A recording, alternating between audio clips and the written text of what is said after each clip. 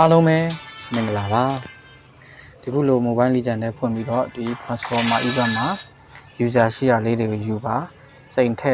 ပထမအဆုံးတော့ထည့်ထားပါတော့ထည့်ထားပြီးတော့ပြီဆိုရင်ကျွန်တော်တို့ဒီ2ရဲ့လမ်းကြောင်းကိုဝင်ပြီးတော့ရင်ဒီမှာဆိုရင်လက်မှတ်3ခုရှိတော့ပါပြီအဲ့ဒါကိုစလဲပါမယ်ကျွန်တော်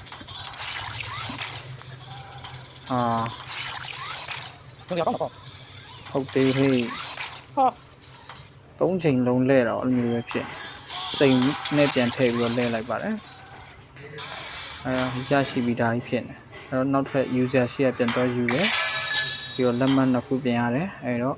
လက်မှတ်2ခုရတာကိုတွေ့တယ်ဒီမှာစိန်ကအဲ့လောက်ပဲကျန်တော့တယ် copy တော့ထပ်လဲတယ်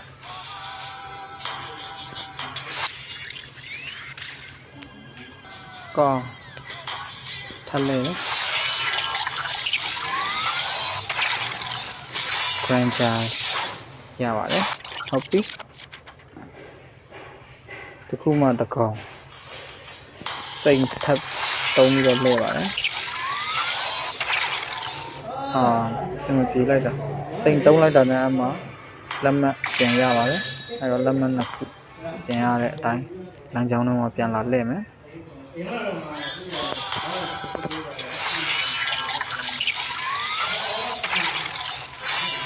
โอเคဆက်လာ EPIS ပြန်တကောင်တော့ရပါပြီ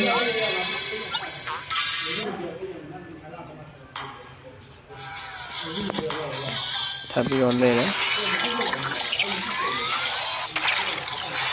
ဆက်လာโอเคစိတ်နေရတာ200ကျော်နဲ့ပြန်တကောင်ရပြန်မယ်ဟုတ်ပြီစိတ်ကတော့โอเคပြန်ကောင်းတယ်ဟုတ်ပြီကျွန်တော်ပိုရန်ကူပါဆိုတာရတော့ပါဘူး